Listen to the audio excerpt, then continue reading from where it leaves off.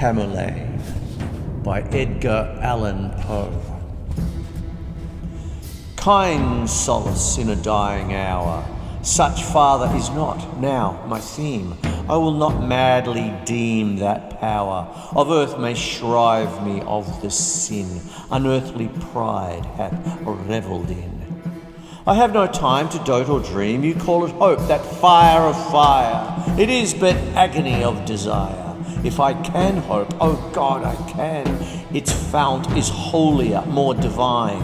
I would not call thee fool, old man, but such is not a gift of thine.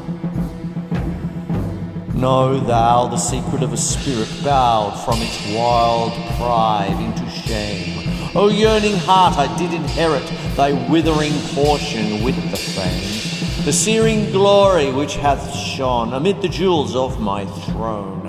Halo of hell, and with a pain not hell shake make me fear again.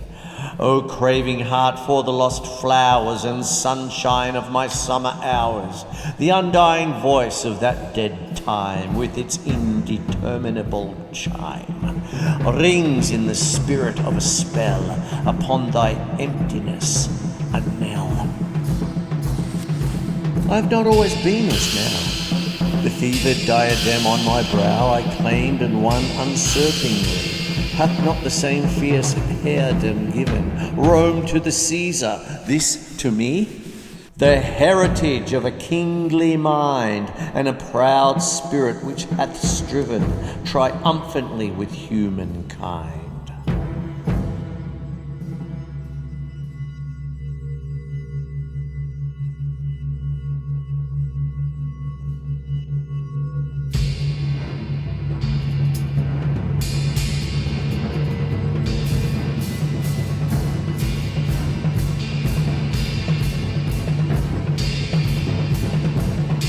Soil I first drew life, the mists of the Taglay have shed nightly their dews upon my head, and I believe the winged strife and tumult of the headlong air have nestled in my very hair.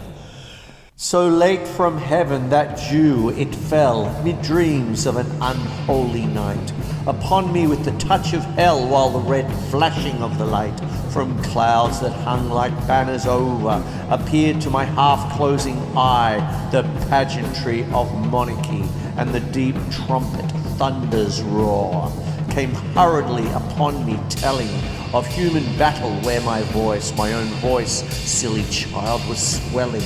Oh, how my spirit would rejoice and live with me at the cry, the battle cry of victory.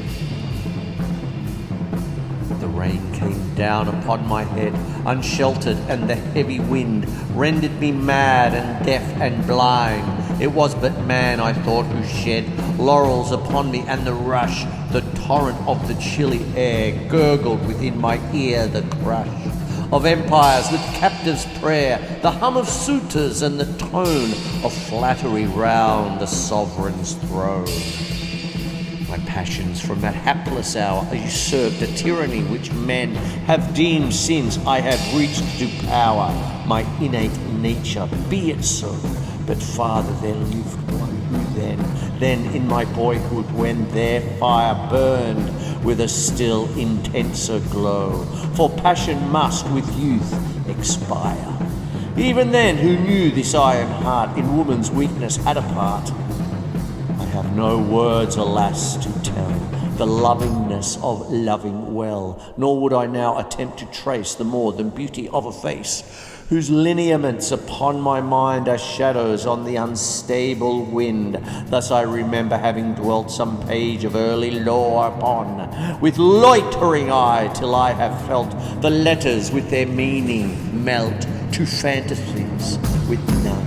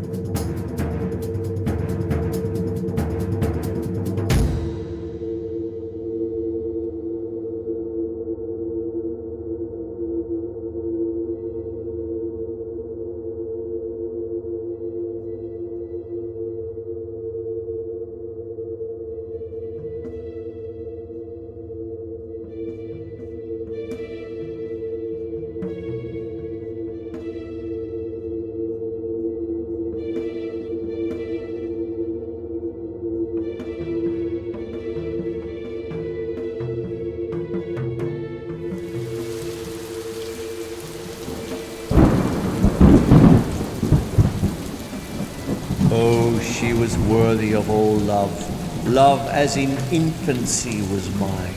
'Twas such an angel minds above might envy her young heart the shrine, on which my every hope and thought were incense, then a goodly gift, for they were childish and upright, pure as her young example taught.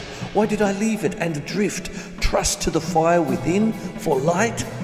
We grew in age and loved together, roaming the forest and the wild, my breast her shield in wintry weather, and when the friendly sunshine smiled, and she would mark the opening skies, I saw no heaven, but in her eyes.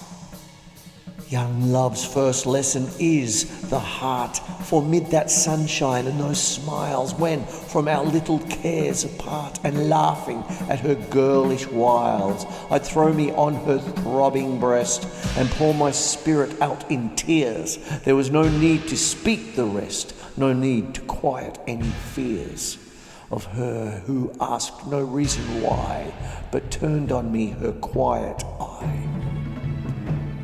Yet more than worthy of the love my spirit struggled with and strove, when on the mountain peak alone ambition lent it a new tone. I had no being but in thee, the world and all it did contain, in the earth, the air, the sea, its joy, its little lot of pain. That was new pleasure, the ideal, dim vanities of dreams by night, and dimmer nothings which were real, shadows and a more shadowy light parted upon their misty wings, and so confusedly became thine image and a name. Name, two separate yet most intimate things. I was ambitious. Have you known the passion, father? You have not. A cottager, I marked a throne of half the world as all my own, and murmured at such lowly lot. But just like any other dream, upon the vapour of the dew, my own had passed, did not the beam of beauty which did while it threw, the minute, the hour, the day, oppress my mind with double loveliness.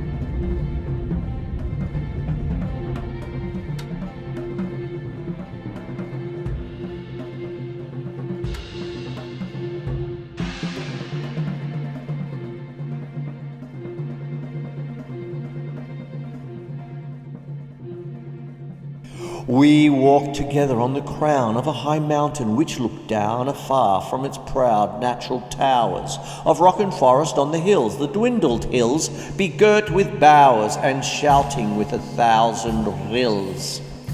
I spoke to her of power and pride, but mystically in such guise that she might deem it naught beside the moment's converse in her eyes.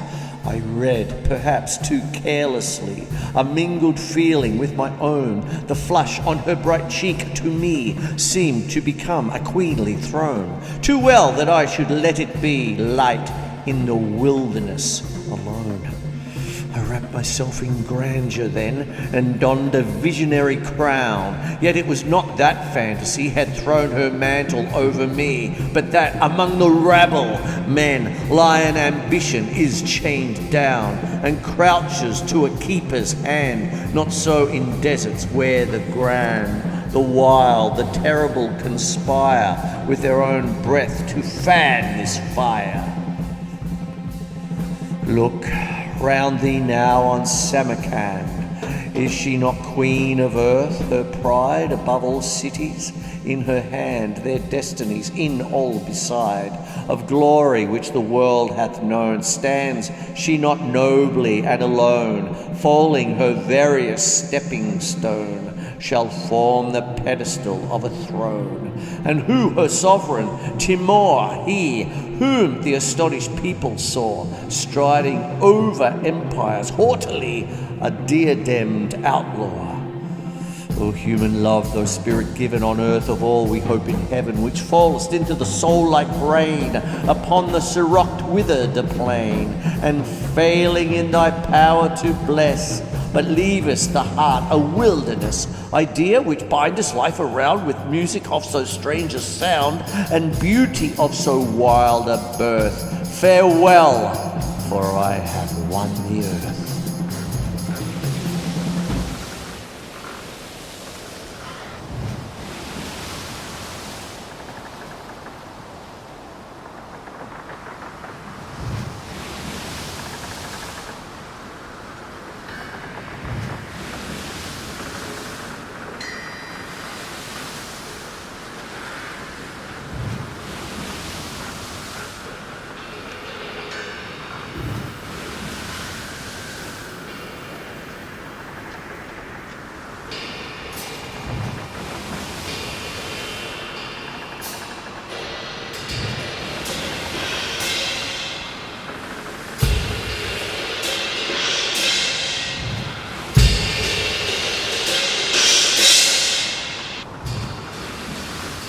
When hope, the eagle that towered, could see no cliff beyond him in the sky, his pinions were bent droopingly, and homeward turned his softened eye. 'Twas sunset, when the sun will part, there comes a sullenness of heart to him who still would look upon the glory of the summer sun. That soul will hate the evening mist, so often lovely, and it will list to the sound of the coming darkness, known to those whose spirits hearken, as one who in a dream of night would fly, but cannot from a danger nigh. What thou the moon, the white moon, shed all the splendour of her noon. Her smile is chilly, and her beam in that time of dreariness will seem so like you gather in your breath a portrait taken after death. A boyhood is a summer sun, whose waning is the dreariest one. For all we live to know is known, and all we seek to keep hath flown. Let life then, as the day flower, fall with the noonday beauty, which is all. I reached my home no more, for all had flown who made it so. I passed from out its mossy door, and though my tread was soft and low, a voice came from the threshold stone of one whom I had earlier known. Oh, I defy thee, hell, to show on beds of fire that burn below a humbler heart, a deeper woe. Father, I firmly do believe, I know, for death who comes for me from regions of the blessed afar, where there is nothing to deceive, hath left his iron gate ajar, and rays of truth you cannot see are flashing through eternity. I do believe that Eblis hath a snare in every human path. Else how, when in the holy grove I wandered of the idol love, who daily scents his snowy wings with incense of burnt offerings, from those most unpolluted things, whose pleasant boughs are yet so riven above with trellised rays from heaven, no mote may shun, no tiniest fly, the lightning of his eagle eye. How was it that ambition crept unseen amid the revels there, till, growing bold, he laughed and leapt in the tangle of love's very hair?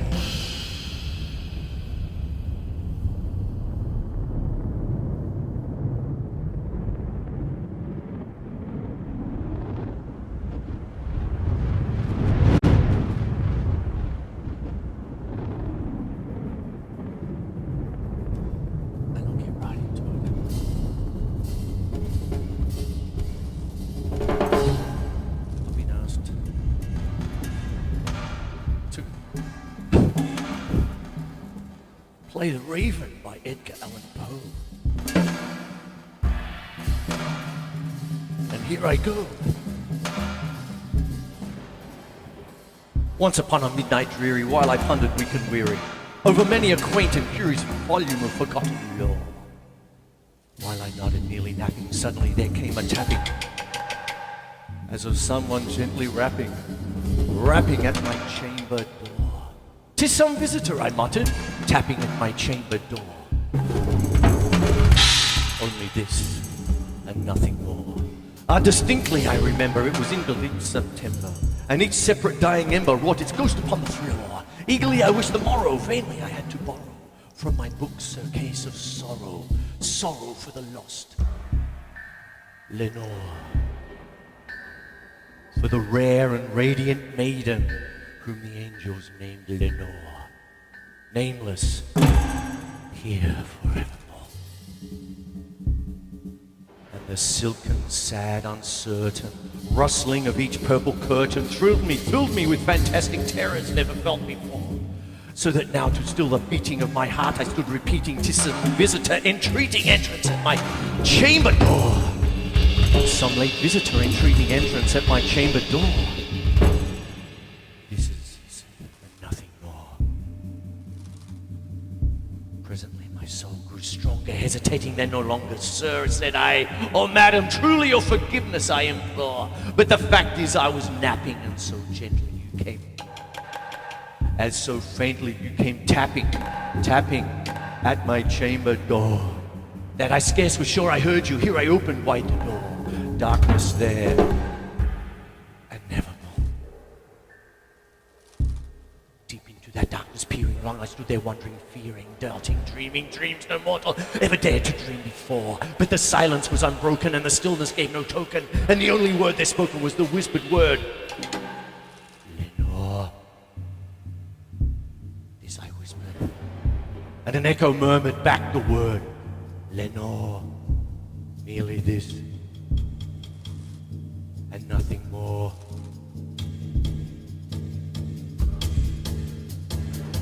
Back into the chamber turning, all my soul with me burning. Soon again I heard a tapping, someone louder than before. "Surely," said I, "surely that is something that's my window lattice. Let me see then what retreat this mystery explore. Let my heart be still a moment and this mystery explore. 'Tis the wind, and nothing more." Open here I flung the shutter, when with many a flirt and flutter in there stepped a stately raven of saintly days of yore. Nor the obsessence made here not a minute stopped or stay here, but with mien of lord or lady, perched above my chamber door, perched upon a bust of Pallas just above my chamber door, perched and sat and nothing more. Then this ebony bird beguiling my sad fancy into smiling by the grave and stern decorum of the countenance it wore. Through the crespy shore and shaven, though I said art sure no craven, ghastly glim and age and raven wandering from my nightly door. "Tell me what my lordly name is on my night Plutonian shore." Quoth the raven, "Nevermore." Sitting lonely on the placid bus, spoke only the one word, as if his soul in that one word he did outpour. Nothing farther than he uttered, not a feather than he fluttered, till I scarce more than muttered, "Other friends have flown before. On the morrow he will leave me, as my hopes have flown before." Then the bird said, "Nevermore." Startled at the stillness broken by the place of what lips spoken, doubtless said I, what it utters is the only shock and storm, caught from some unhappy master who thought master of disaster, followed fast, until this song of one bird and till the dirges of his hope that melancholy burden of nevermore. But the raven still beguiling all my fancy into smiling, straight I will that cushioned seat in front of bird and bust and door. Then upon the velvet sinking I betook myself to linking fancy upon fancy, thinking this honest bird of yore. What is this grim, ungainly, ghastly, gaunt and ominous bird of yore? Man is croaking nevermore.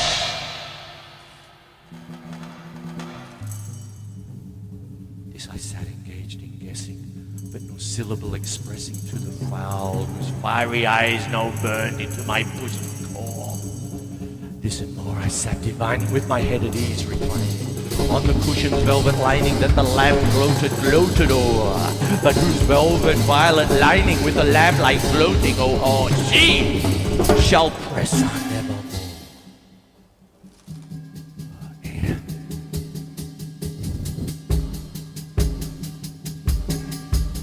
Then he thought, the egredenser, perfume from an unseen censer, swung by seraphim whose fruit halls tinkled on the tough floor.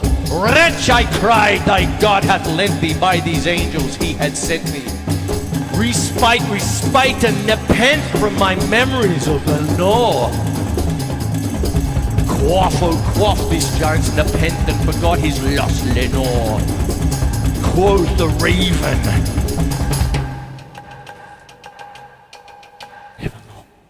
prophet said I thing of evil.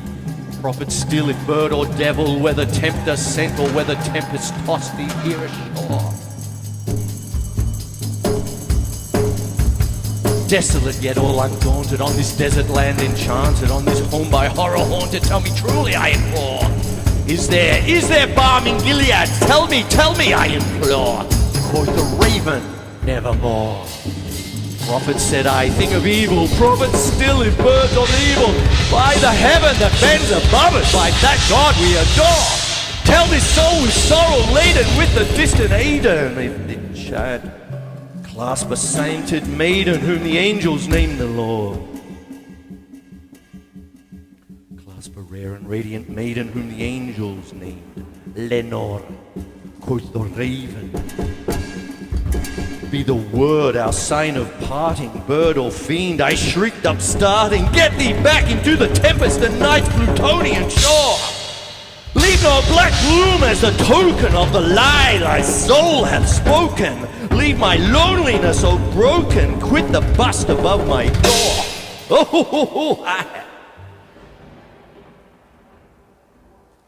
and the raven, never flitting, still is sitting. Still is sitting.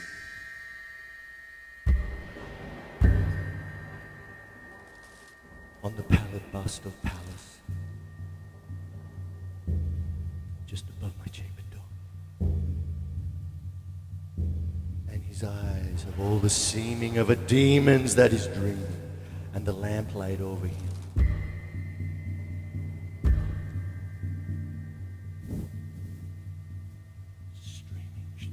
his shadow on the floor, and my soul from out that shadow that lies floating on the door, that shall be lifted.